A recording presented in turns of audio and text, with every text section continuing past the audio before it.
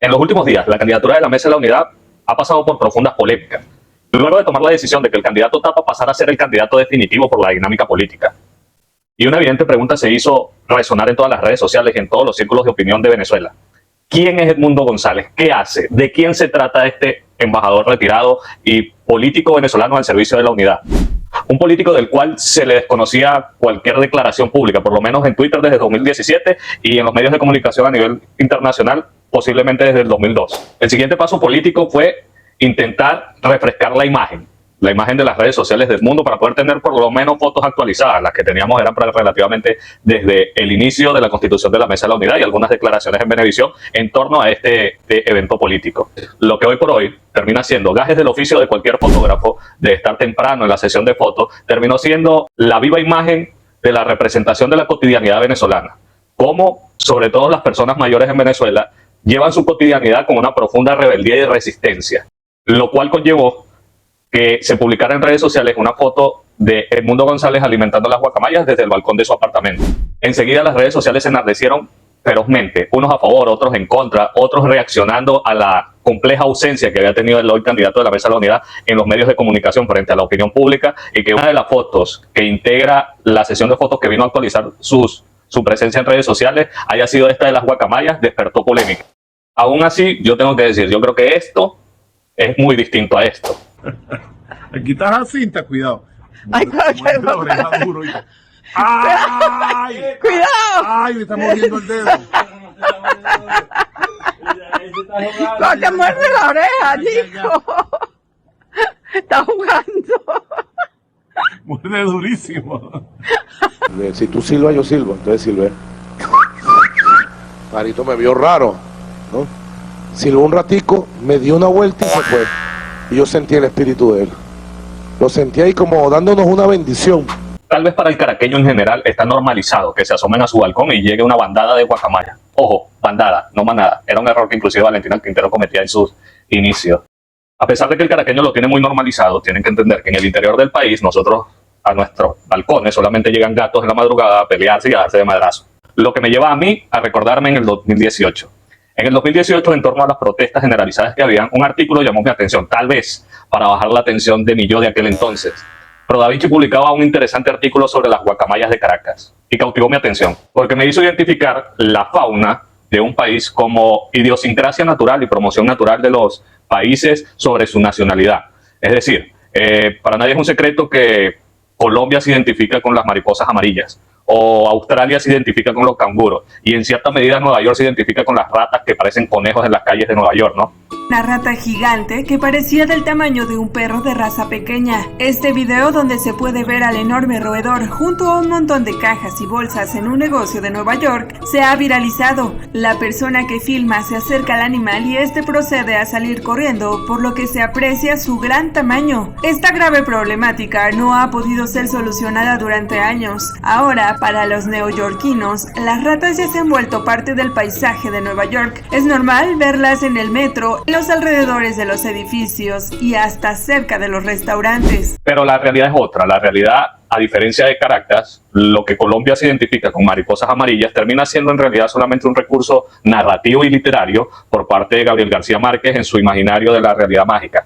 En Caracas no, las bandadas de guacamayas, que pudiera ser simple publicidad nacionalista, termina siendo una realidad. Inclusive aquel realismo mágico de Gabriel García Márquez para Colombia termina siendo una mágica realidad para Venezuela y sobre todo para la capital. Y en el artículo, María Lourdes González, Maru, una bióloga de la capital, se percata que al observar los cielos de 2007, se percata que una bandada de guacamayas multicolores atraviesa todo el cielo de la capital. Y recuerda que en su juventud los cielos no eran así. Esto fue en 2007, por lo cual llamó su atención y los siguientes años comenzó a investigar algunas guías de aves, sobre todo con referencia en Venezuela, y se percató que las guacamayas multicolores no eran oriundas ni naturales del centro del país, por todo lo contrario. Por el contrario, las 4 especies que identificaba Maru en la capital eran oriundas de la periferia del territorio nacional, siendo 4 especies diferentes: las guacamayas amarillas, azul y verdes, que son oriundas de Delta y ciertas áreas de Amazonas.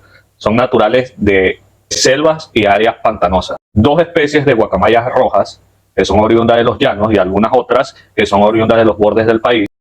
Y las guacamayas verdes, que sí son naturales tanto del centro del país como del área de los llanos.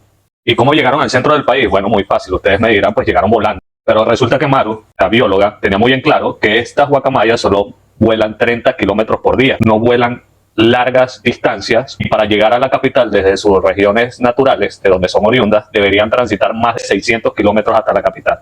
Otra característica de las guacamayas es que, como lo dije, habitan en bandada, tienen su propio dialecto, lo cual las lleva a crear vínculos sociales. Por eso es que cuando se le extrae de la naturaleza y no comparten la cotidianidad con otras aves, terminan adaptando el dialecto de los humanos y creando vínculos sociales con ellos. Este dialecto cambia según la región de donde son naturales. Inclusive hay estudios que dicen que las guacamayas del centro del país se comunican con mayor volumen, es decir, las guacamayas del centro del país son más escandalosas por el ruido de la ciudad. Además de ser monógamas y a pesar de vivir en grupos grandes, se identifica a su pareja porque duermen juntas, pero con su pareja es con la que se acurrucan en la noche. Aún así, esto no responde nuestra pregunta de dónde vienen las guacamayas de la capital. Le tengo que decir que la respuesta a esta pregunta la puede definir muy fácilmente la vida del señor Vitorino. ¿Cómo llegaron a la ciudad? Entonces, recordó haber leído sobre Vittorio Poggi, un inmigrante italiano que conducía su moto por las curvas de Bellomonte con guacamayas que lo perseguían volando. Quizás él tenía las respuestas que buscaba. Vittorio venía de un pequeño pueblo de mar cerca de Génova. Su papá era obrero, hizo algo de dinero y logró meterlo en un internado que a Vittorio le parecía una cárcel. Cuando llegó a Venezuela, se mudó al segundo piso de un centro comercial que construyó su papá en colinas de Bellomonte. Un día, una ararauna entró torpemente por su ventana. No volaba bien. Vittorio no entendía por qué. Entonces, decidió cuidarla. La llamó Pancho. Cada sábado, cuando salía, dejaba a Pancho suelto. Cuando regresaba, a veces no estaba. Vittorio salía por la urbanización gritando su nombre. Con el tiempo, los vecinos lo conocieron como el muchacho que hablaba con las guacamayas. Con los años, llegaron más guacamayas a su balcón. La gente comenzó a llevarle las que ya no quería. Muchos caraqueños tenían mascotas que no podían o no querían cuidar.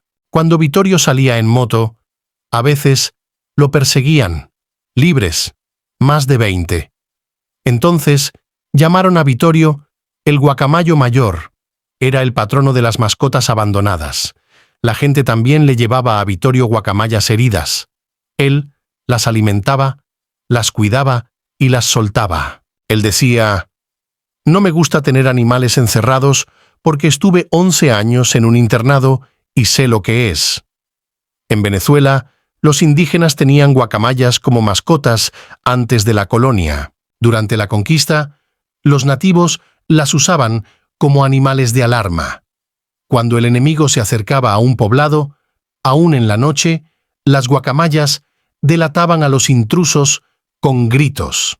Eran guardianas. Para salir de casa, Vittorio se ponía sombrero grande, se dejaba crecer el bigote, estacionaba la moto lejos y caminaba pegado al muro. Pancho se posaba en árboles altos y lo vigilaba. Vittorio trataba de escabullirse, pero el ave reconocía su voz. Vittorio amaba eso de sus guacamayas. Sabían escuchar, reconocer, imitar y reproducir sonidos. Una de ellas gritaba: «Adé, juventud! ¡Adé, juventud!». Vittorio perdió la cuenta de las guacamayas que ha despedido. Recuerda mejor a las que sobreviven. Cuenta que ha soltado más de 80 guacamayas en Caracas. Malú cree que Vittorio puede ser en parte responsable de poblar la ciudad de guacamayas. Liberó suficientes como para que se reprodujeran de forma estable y mantuvieran una población. Pero él liberó aves que ya estaban en la ciudad, no las trajo. Y como lo escucharon y seguramente están pensando, todos tenemos una tía Vitorino, un primo Vitorino, o alguien de la familia que está encantado con el tema de la importación y la domesticación de guacamayas en su casa, ¿no? Siendo el punto que hasta Divino tenía una ave exótica en su casa. Es que para la fecha de este artículo, más de 641.000 aves fueron traficadas en Venezuela. Además que se tiene que decir que en Venezuela el tráfico de aves y sobre todo de la fauna natural está considerado como un delito, pone en peligro el ecosistema de la región de donde son traficadas, inclusive donde son insertadas, y la ONU trata el tráfico de fauna como crimen organizado. Esto trae como consecuencia que en Caracas las guacamayas son una especie invasora. Ejemplo, la guacamaya azul con amarillo, por ser más agresiva, ha desplazado a las demás guacamayas, que inclusive ha ocasionado que por la baja población de las guacamayas rojas se hayan cruzado y hayan generado híbridos de unas hermosas guacamayas de tonalidades verdes, rojas y azules.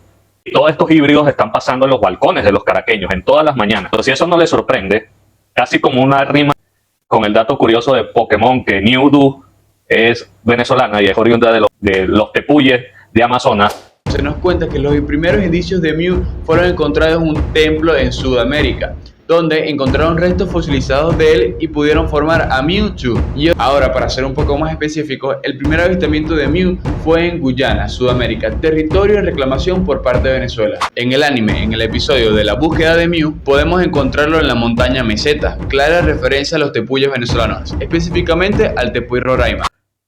Les tengo que mostrar a Blanquita, que fue lo que atrajo mi atención sobre las guacamayas en el centro del país. La llamaron Blanquita. Era una guacamaya con el pecho blanco y el lomo azul. Contrastaba con las rojas o las azules y amarillas que dominaban el cielo de la ciudad. Apareció en una foto en el grupo de Facebook Guacamayas en Caracas. Allí comentaban que era un ángel o un milagro de la naturaleza, quizás una especie nueva o albina. Cuando Malú la vio, supo que algo andaba mal. Blanquita era probablemente una mutación genética, muy rara en la vida silvestre. Las guacamayas blancas eran evidencia de endogamia. Se estaban reproduciendo entre familiares. Como las guacamayas no son autóctonas y no pueden llegar volando desde sus hábitats, el grupo está aislado. Caracas es una isla de guacamayas. Solo se pueden reproducir entre las que están. Muchas de ellas son familia. Esto significa que cada vez hay menos diversidad genética, y menos diversidad hace que los organismos sean más vulnerables a enfermedades y menos resilientes a los cambios, porque tienen menos capacidad de adaptación. Luego, algunos años después, apareció otra guacamaya blanca en Caracas. Era más pequeña y tenía una uña blanca. Las dos blanquitas volaban juntas. Blanquita se posó en un cable de alta tensión. La descarga eléctrica la mató de inmediato. Quedó guindando del poste. La otra guacamaya blanca voló alrededor durante horas, desesperada por salvar a su pareja. Podía decirse que gritaba. Los vecinos hicieron ruido para ahuyentarla. Temían por su vida, pero el ave insistía, no abandonaba a Blanquita. Al final de la tarde, ya cansada, la guacamaya desapareció detrás de los edificios.